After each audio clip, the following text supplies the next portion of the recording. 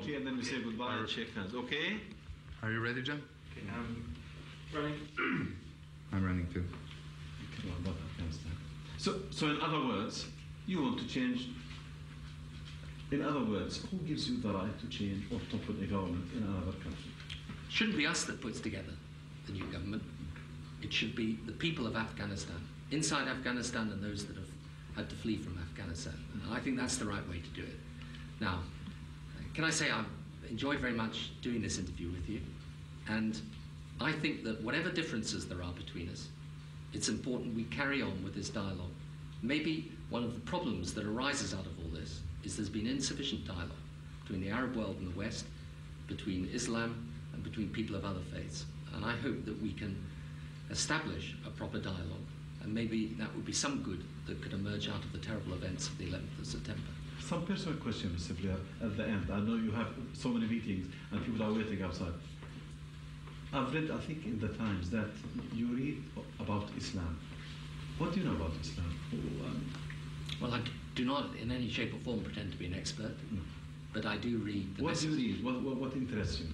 I read the message of the Quran insofar as it can be translated, and I read about Islam, and I enjoy doing that. And I think there's, I've learned things about the Quran that I never knew before, and I think a lot of Christians would be interested. That's one of the reasons I say to you, it would be good if out of this we had some more dialogue and some more faith. And the reason I have to leave you now is because I'm going to meet some religious leaders, both Muslim and Christian and Jewish, upstairs in order to discuss with them how we can bring the faiths closer together. So, shukran lal jazira. Shukran, Mr. Blair. What did you say in Arabic? Shukran lal jazira. Shukran jazira. Thank you very much. Islam understands its earthly mission to be to extend the law of Allah over the world by force.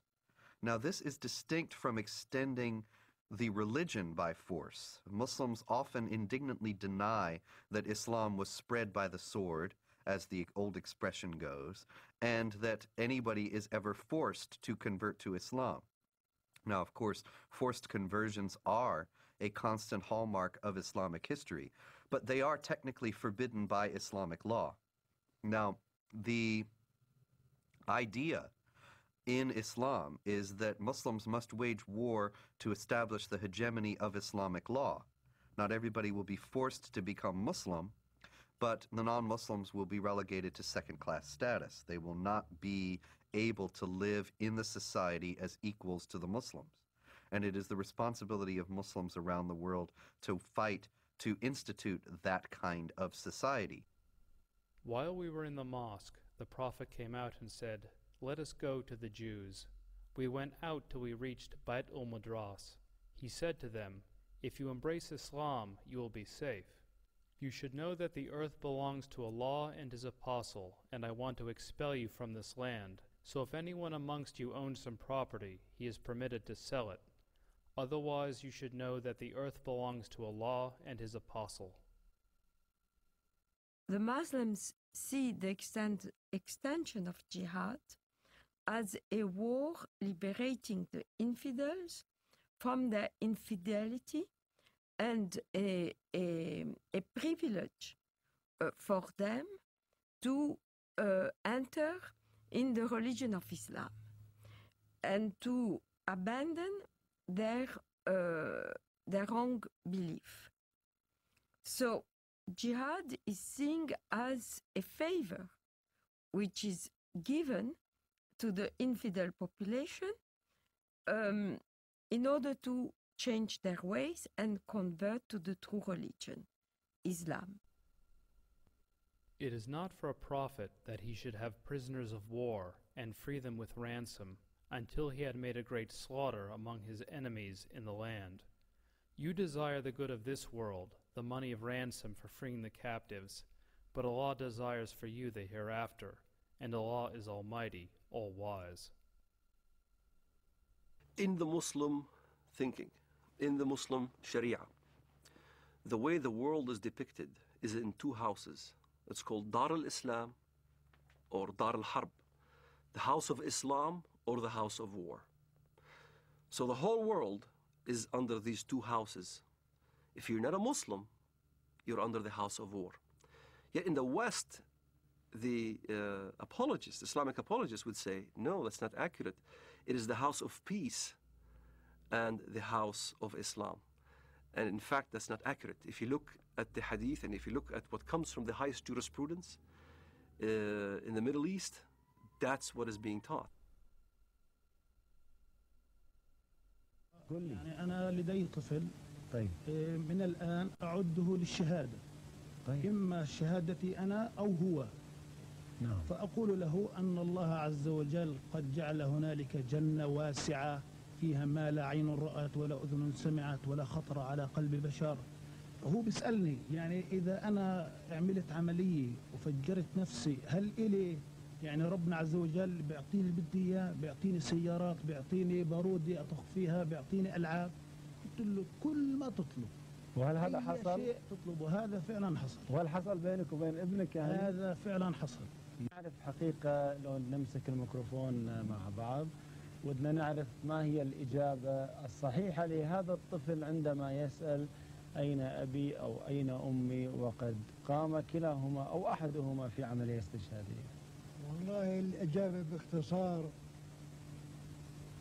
لما استشهد سعيد ما حكينا إن هذا شهيد. نعم. ولا تحسبن الذين قتلوا في سبيل الله أمواتا بل أحياء عند ربهم يرزقون. نعم. وسكتنا الأولاد ولما أجت التلفزيون أظن أبو ظبي نعم. أو غيره قلنا لهم إحنا مستعدين نقدم أولادنا الأربعة. نعم. فطلع هذا الصغير قال وأنا ليش لا؟ وأنا أتمنى أن أكون شهيدا في سبيل الله وأن أقتل عددا من اليهود والكفار الذين أشركوا بالله ورسوله واتبعوا دينا غير لم يشرعه الله ولم يذكر في القرآن الكريم. نعم. وأنا عمري 12 سنة. ما شاء الله. وأحفظ القرآن الكريم.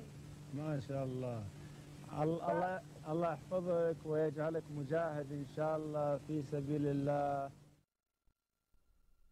Now, the infidel population are seeing this war as a genocidal war, since as it is described in the Muslim historians of jihad, as well as extremely numerous Christian sources, this war was conducted as in great ferocity. Whole cities were given up to massacres. Entire populations were deported in slavery or massacred. The companion of the Prophet and the second Caliph, Umar, sent the Muslims to the great countries to fight the pagans. When we reached the land of the enemy, the representative of Khosrau, Persia, came out with 40,000 warriors. And an interpreter got up saying, "Let one of you talk to me." Al-Mughira replied, "Our Prophet, the messenger of our Lord, has ordered us to fight you till you worship Allah alone or give jizya, tribute. And our Prophet has informed us that our Lord says, 'Whoever amongst us is killed, martyred, shall go to paradise to lead such a luxurious life as he has never seen, and whoever amongst us remains alive shall become your master.'"